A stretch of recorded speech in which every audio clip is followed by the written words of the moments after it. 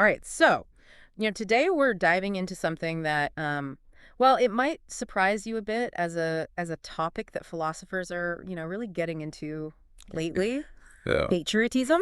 Interesting. You wouldn't think, I mean, on the surface, you wouldn't think that, love of country would be something that that philosophers would be, you know, super keen on, especially given how much they love to dissect, justice and the good life and all those Right, right. kind of big ideas. It's almost like a bit of a late bloomer in the philosophical world, wouldn't you say? Yeah, for I sure. mean, think about it. This idea of feeling connected to your country, it's such a basic, almost, I don't know, instinctual part of human experience for a lot of people. And yet, And yet, yeah, it took philosophers a while to really turn their, analytical lenses on it in a serious way.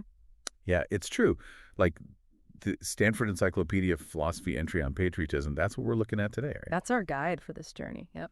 It points out that it wasn't really until like the late 20th century that, philosophers really started digging deep into this concept. Yeah. Before that, it was kind of, I don't know, it was just sort of there in the background, maybe like an assumption almost, Right. or it got all tangled up with, ideas about nationalism, which is a whole other Oh, all other can of worms. Yeah. can of worms. Yeah. And that's something we'll definitely untangle a bit later in this deep dive, the whole patriotism versus nationalism thing. Definitely. But I think it's really interesting to think about why there was this kind of, I don't know, this philosophical awakening, so to speak, about patriotism.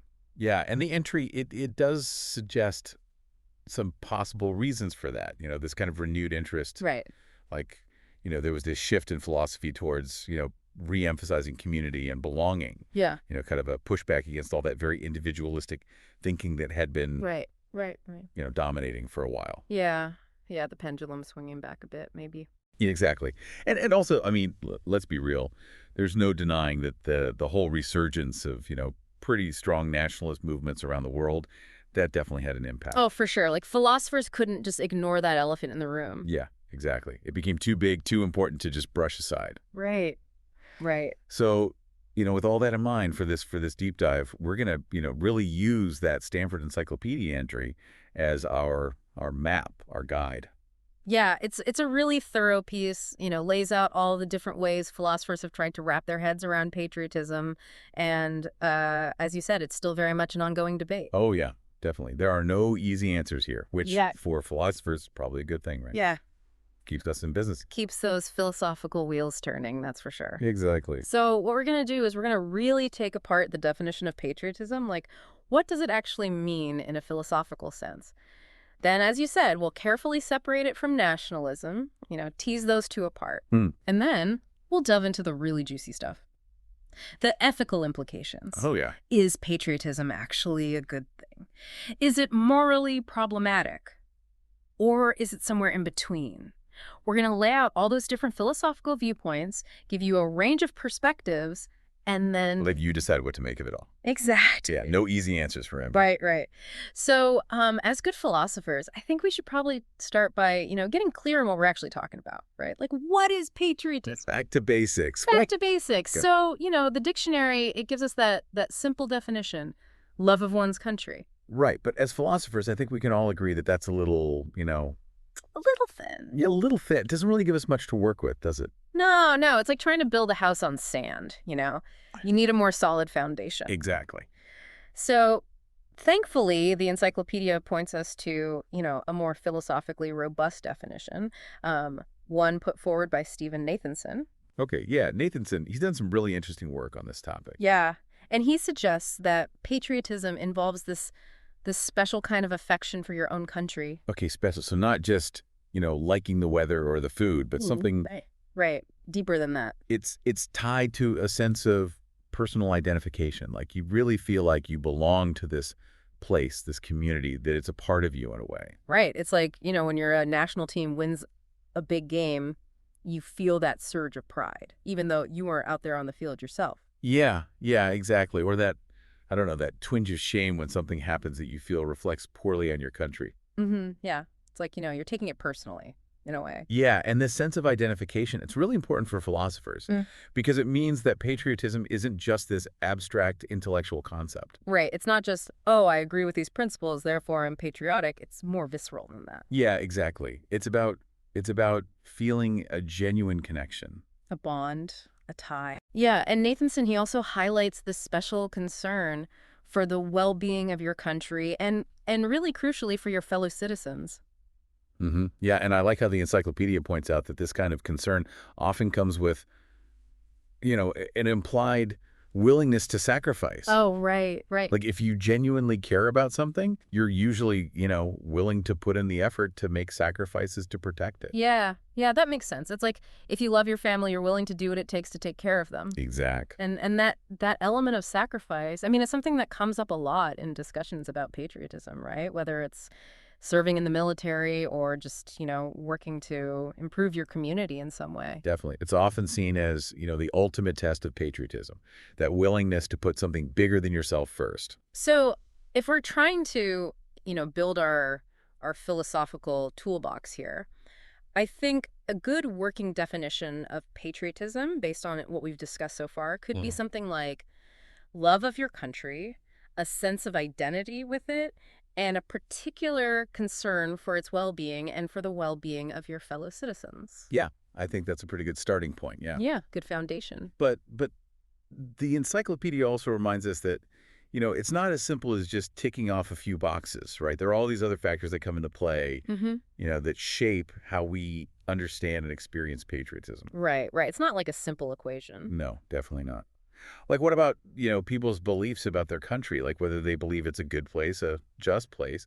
I mean, those beliefs, they matter a lot, whether they're actually, accurate or not. Yeah, true. And then there's that basic human need to belong, right? Yeah. That desire to be part of something larger than ourselves. Yeah, to connect to a shared history, a common purpose, Yeah. a sense of a future together. And of course, we can't forget how much, the social and political environment, like what's going on around us, how that shapes our feelings about our country. Oh, yeah, definitely. Like, in times of crisis, patriotism can really surge. Yeah. You know, people rally around the flag, so to speak. Yeah, yeah, exactly. So it's complex, right? There's a lot going on. Oh, for sure. And I think one of the, I don't know, one of the biggest hurdles for anyone trying to make sense of this whole patriotism thing, especially as a philosopher, is disentangling it from nationalism. Oh, yeah, that's a big one. It's like they're constantly getting mixed up in, everyday conversation, in the media. Yeah, like there's synonyms. But philosophically, they're actually pretty distinct concepts, even though they can sometimes,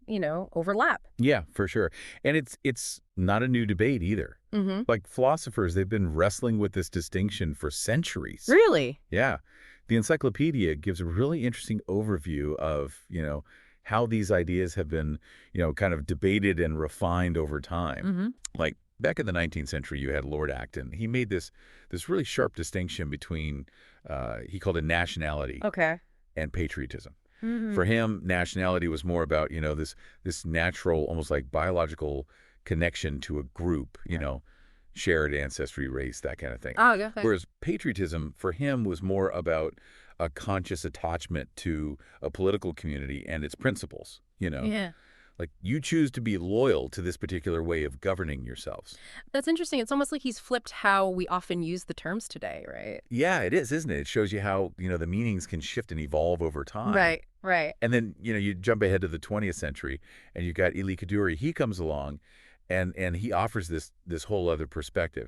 He kind of sees nationalism as this, this big, complex, often quite dogmatic ideology, Like the nation becomes this all-important thing. It's the center of your loyalty, your identity. Everything kind of revolves around it. Mm-hmm. Whereas patriotism, he kind of views it as a simpler, more emotional attachment to your homeland, Not so much about grand ideas and ideologies, but more about a sense of belonging, of rootedness. Okay, okay. And then, of course, you have George Orwell, always the clear, no-nonsense thinker. Right. He offers this more, practical distinction. Mm-hmm. He kind of sees nationalism as, often quite aggressive. It's about power, prestige. It's about imposing your nation's will on others. Yeah. While patriotism, for Orwell, is more about a kind of defensive devotion to your way of life, to your specific place, but without that inherent desire to, force it on everyone else. Which is interesting, right? Because it kind of touches on that thing we all do. Oh, totally. Like our feelings of national pride. That's good. That's healthy patriotism. Right. We're the good guys. But when someone else expresses similar sentiments, oh, that's dangerous nationalism. Exactly. Exactly. It's like we have this built-in bias, this double standard. Right. And the encyclopedia does actually talk about this, how we tend to conveniently label ourselves as the patriots and anyone we disagree with as the nationalists. Yeah, it's a bit self-serving, isn't it? Oh, for sure. But I think one of the most helpful distinctions that the encyclopedia makes is based on what you're actually, directing your affection towards. Okay, so the object of your loyalty, so to speak. Exactly. So patriotism, at its core, it's about love of the patria, the country itself. Right. The land, the political entity, the shared civic life. Okay. Nationalism, on the other hand, is more about love of the natio, the nation, in that, ethnic or cultural sense. Right, so shared ancestry, language, traditions, that kind of thing. Exactly. And so while there can be a lot of overlap between the two. Definitely. Like a nation can absolutely have its own country. Oh, right. But they're not, they're not inherently the same thing. Yeah. You can have patriotism in a country that's really diverse, where people come from all sorts of different backgrounds. Mm-hmm. And on the flip side, you could have, strong nationalist feelings among a group that doesn't have their own state, their own territory. Yeah. Like, think about a country like Switzerland, right? They have multiple languages, different cultural groups, but they're unified by a sense of shared political institutions, shared values. Exactly. And then you contrast that with, say, the Kurds, who have this strong sense of shared ethnicity, shared culture, but they don't have their own country. Right. So, their nationalism is very much tied to that aspiration for a homeland, for self-determination. Yeah. Okay, so I think we've laid out some pretty important groundwork here in terms of, defining patriotism and distinguishing it from nationalism. Yeah, I think we're starting to build a good philosophical framework here. Yeah. But now comes the really, the really ethically tricky part. Oh, yeah, here The moral standing of patriotism. Right, because, a lot of people, they just kind of intuitively feel like patriotism is a good thing, It's natural, it's even virtuous. Yeah, like you're supposed to love your country. Right. But the encyclopedia makes it clear that, philosophers haven't always been so quick to give patriotism a free pass, so to speak. Right, they've really put it under the microscope. Oh, yeah. And some of them, they've raised some pretty serious moral concerns. Like who? Well, like, you go back to the 19th century again, you've got Leo Tolstoy, the big Russian novelist and philosopher. Oh, yeah, So he had some pretty harsh words for patriotism. Really? What did he say? Well, he basically argued that it's just fundamentally irrational because every patriot, they think their own country is the best, right? Mm-hmm. But obviously not every country can be the best. That's just logically impossible. Right, yeah, someone's got to be, second best at least. Exactly. So for Tolstoy, there's this inherent kind of, blindness almost in patriotism. Okay, and he didn't stop there, did he? Oh, no, he didn't. He also thought he was deeply immoral because, it inherently puts the interests of your own nation above everything else, even ahead of, like, basic moral principles. So it's like it's okay to do bad things if it's for your country. Yeah, that's kind of the extreme version of it. And Tolstoy, he really saw that as a dangerous and ultimately unethical way of thinking. Mm-hmm. He thought it could easily lead to conflict, to war, to all sorts of violations of, the basic idea that we should treat others the way we want to be treated. Right. Like that golden rule kind of thinking, that gets thrown out the window. Yeah, and it's interesting because these criticisms of patriotism, they didn't just stay in the 19th century, right? No, definitely not. Like more recently, you've got George K. He's another philosopher who's been very critical of patriotism. Yeah. He actually calls it a mistake twice over. Mistake twice over. That's pretty strong. Yeah, it is. So his argument, it's kind of two-pronged. Yeah. First, he thinks it's a moral error because, patriotism often involves a willingness to die and even to kill in defense of something that he sees as ultimately an abstraction, the country. An abstraction. Yeah, like, sure, a country has a physical territory, boundaries on a map. Mm-hmm. But Kateb, he argues that it's also made up of all these intangible, even imagined elements. Yeah. Like a shared history, but often a very sanitized, kind of idealized version of history. Right, right. This Yeah. idea of kinship with millions of people you've never met, Yeah, all yeah. these abstract social ties. So for Kateb, patriotism is basically a willingness to kill and die for a figment of our collective imagination, for a story we tell ourselves about who we are as a nation. Okay, so that's the first mistake, right? This moral error of sacrificing ourselves for something that's not really, I don't know, not really concrete. Exactly. Mm. And then the second mistake, that's kind of the mental confusion part.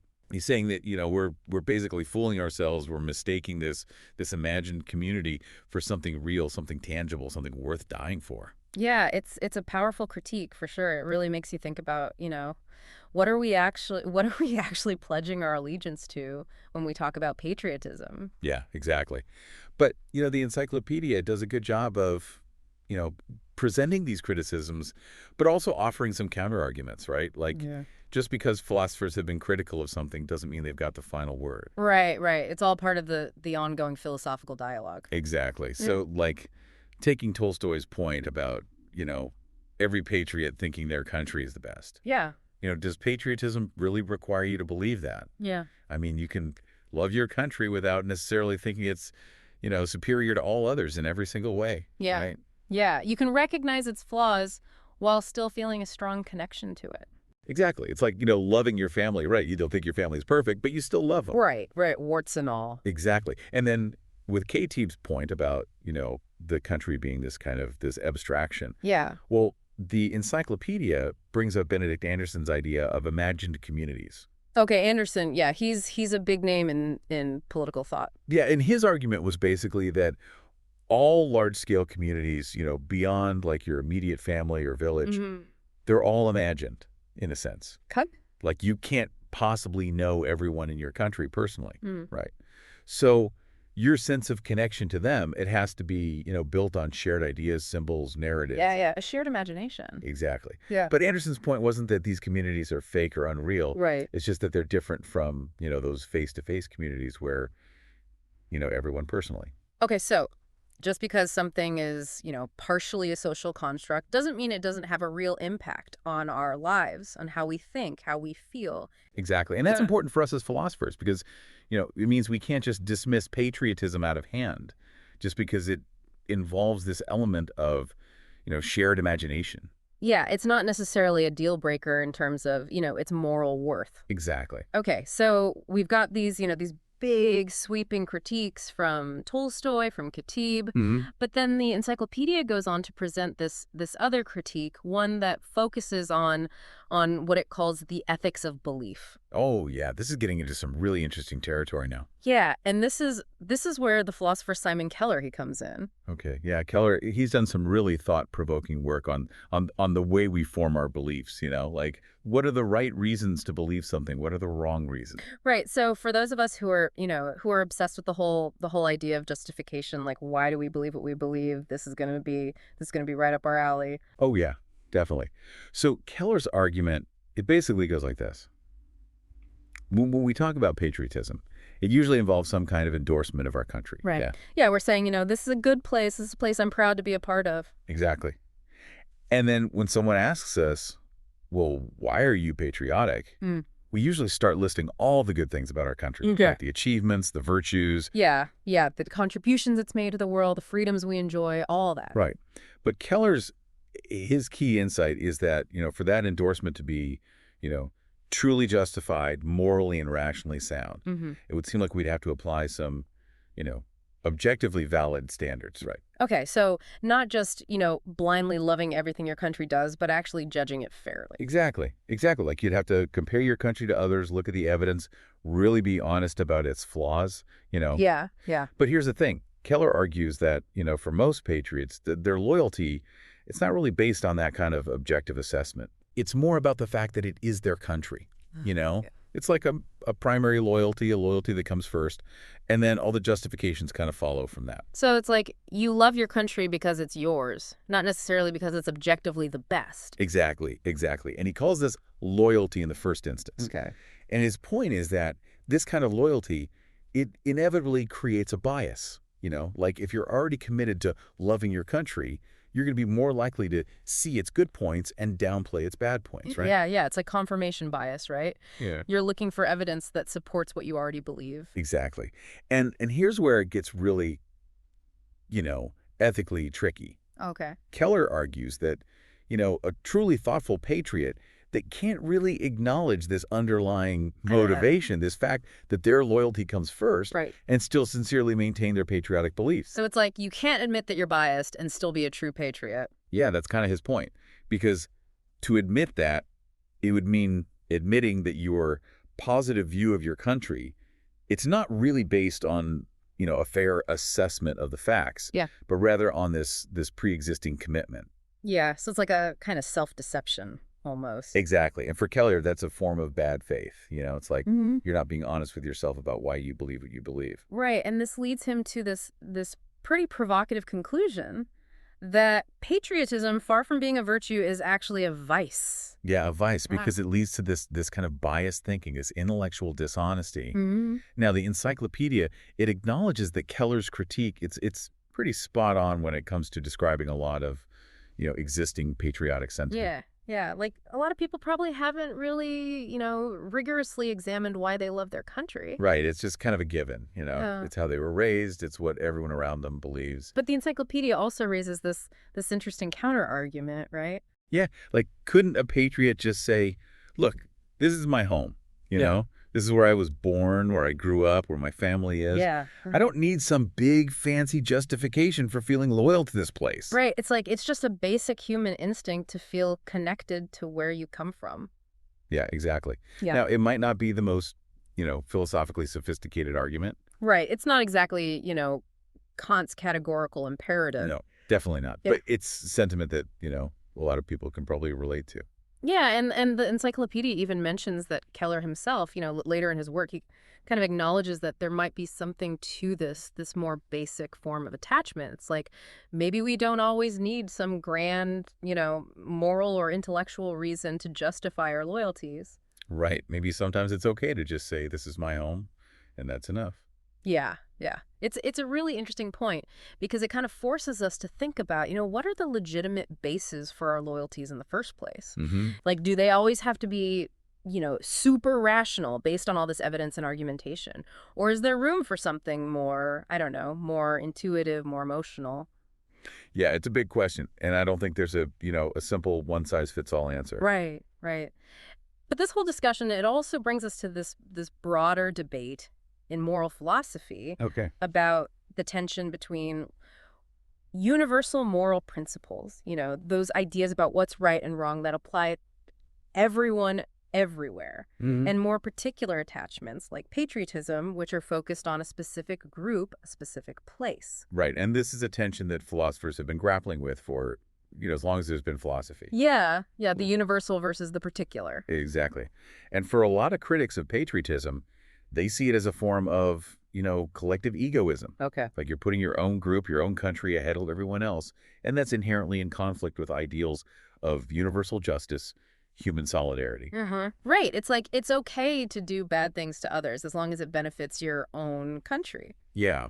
And they also worry that patriotism can be easily manipulated to fuel hostility and aggression towards other nations. Like it can be used to justify all sorts of bad behavior. Exactly. Which brings us to this really important point. Patriotism, it's not just this one thing. Right. There are different types of patriotism, and each of them has its own ethical implications. Okay, so it's not just a matter of, patriotism good, patriotism bad. No, definitely not. It's much more nuanced than that. Right, right. Yeah. So let's break down these different types of patriotism that the encyclopedia lays out. Okay, so first up, we've got what they call extreme patriotism. Extreme patriotism, okay. Yeah. And this is the type that's often associated with, thinkers like Machiavelli. Machiavelli, yeah, the ultimate political realist. Exactly. And this form of patriotism, it basically says that the interests of your country, they trumped everything else. Yeah. Any moral considerations, any other obligations, they all take a backseat to what's good for the nation. So it's that whole my country, right or wrong kind of thinking. Yeah, exactly. And, to be fair, that's kind of a simplistic way of putting it. Right, a bit of a caricature. Maybe. Yeah, but it captures the basic idea. Yeah. that there's this ultimate loyalty to the nation, and nothing else really matters. And the encyclopedia, they don't mince words when it comes to the moral standing of this type of patriotism, do they? No, they're pretty clear. They see it as a rejection of morality. Plain and simple. Yeah, there's no way to sugarcoat that. No.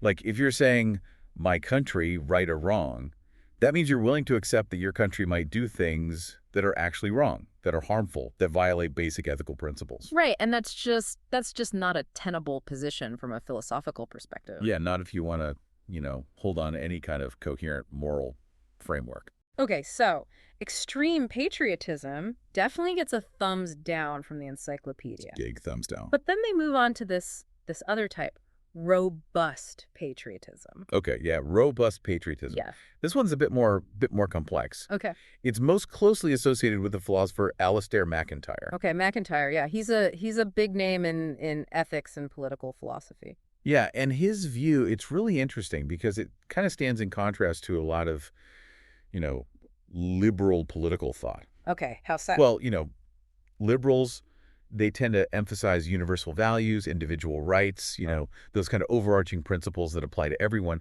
regardless of their nationality. Right. But MacIntyre, he argues that morality, it's always situated within a particular community, within a particular tradition. Oh, okay. Like, we don't just come up with moral rules out of thin air. We learn them from the people around us, from our culture, from our history. Yeah, it's like we inherit a moral framework. Exactly. And he argues that this shared tradition, this shared way of life, it's what gives our lives meaning. It's what shapes our identities as moral agents.